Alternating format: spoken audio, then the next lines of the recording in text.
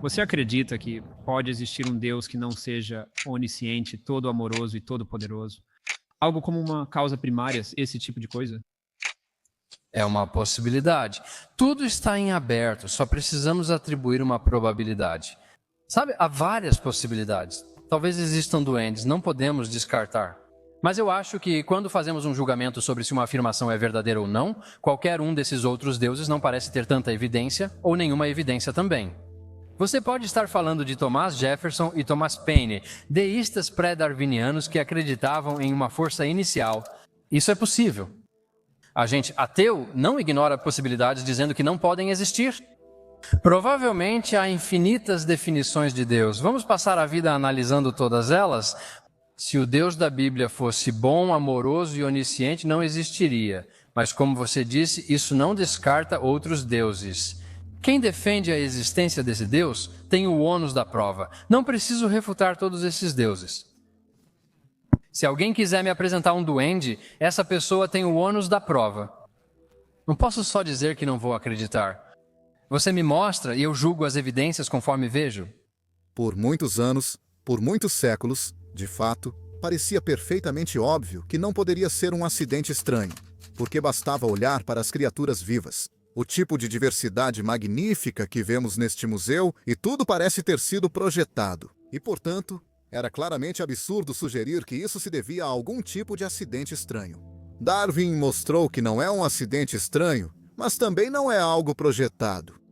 Existe uma terceira maneira, que no caso da biologia é a evolução por seleção natural, que produz uma imitação muito próxima de algo que é projetado. Não é projetado. Agora sabemos disso, entendemos como aconteceu, mas parece muito projetado. Agora, o cosmos ainda não teve seu Darwin. Ainda não sabemos como as leis da física surgiram, como as constantes físicas surgiram. Ainda podemos perguntar, foi acidente estranho ou planejado? A analogia com a biologia pode nos desencorajar de termos muita confiança de que foi projetado. Porque já nos queimamos antes do século XIX ao pensar que a biologia, que parece muito mais obviamente projetada, era realmente projetada e acabamos nos enganando. Agora, no caso do cosmos, acaso ou design? O ponto que eu tenho repetido várias vezes é que mesmo que não entendamos como isso aconteceu, não é útil postular um criador, porque o criador é exatamente o tipo de coisa que precisa de uma explicação. E embora já seja difícil o bastante explicar como uma origem muito simples do universo surgiu, como a matéria e a energia, como uma ou duas constantes físicas passaram a existir, já é difícil imaginar como a simplicidade surgiu. É muito mais difícil imaginar como algo tão complicado quanto um Deus surgiu. Difícil o bastante imaginar como um Deus deísta surgiu. E ainda mais difícil imaginar como um Deus cristão, que realmente se importa com coisas como o pecado e faz com que ele mesmo nasça de uma virgem.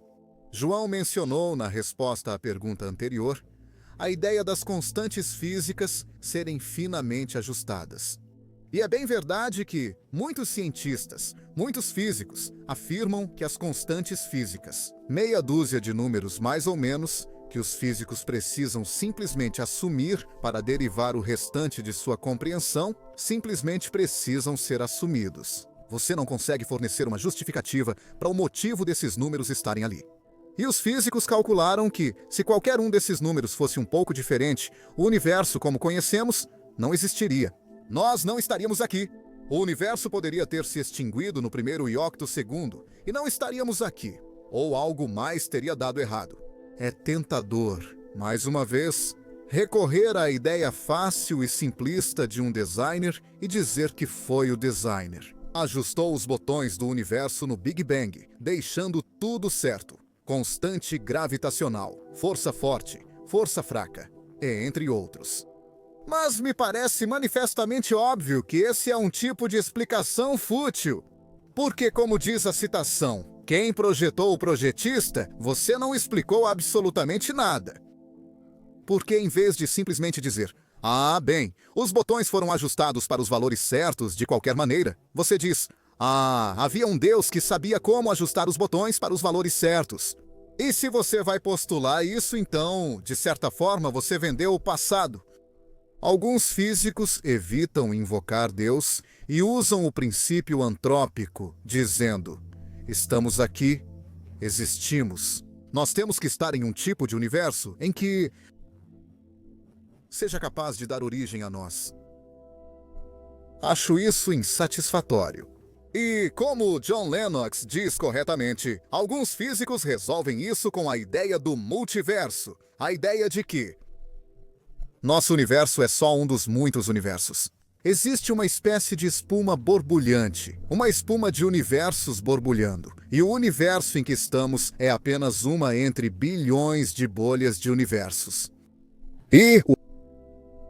Cada um desses universos tem constantes fundamentais diferentes. A maioria deles possui constantes fundamentais que não são adequadas para dar origem o tipo de permanência e o tipo de química, as condições que permitem a evolução biológica, a evolução darwiniana, a chance de começar.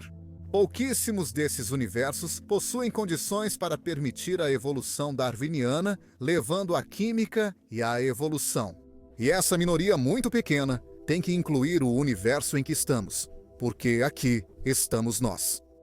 O princípio antrópico, o princípio de que temos que estar em um universo capaz de dar origem a nós.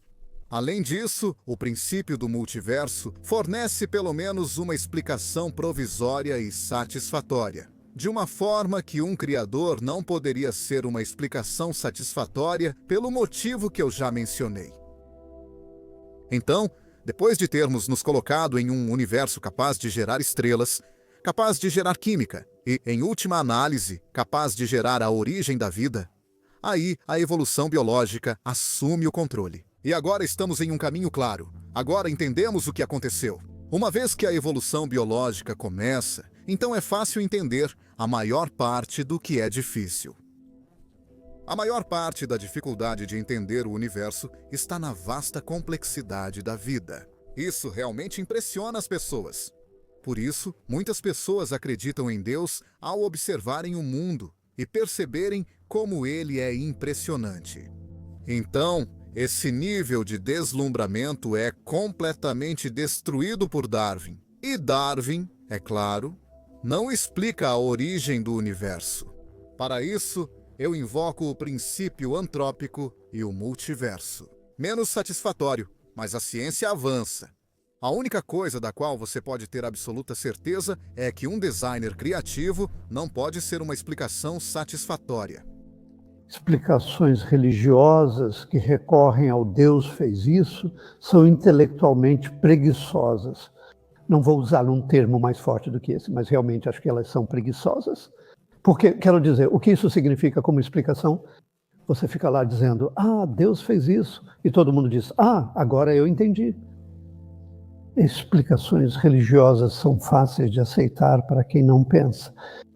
A ciência é difícil de aceitar porque envolve muito raciocínio.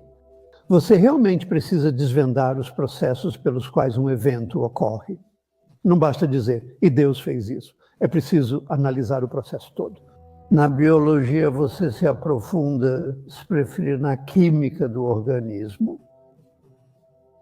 Na química, você se aprofunda na física dos processos subjacentes. E, exceto talvez na física, você precisa se aprofundar no tecido matemático subjacente de seja lá o que for.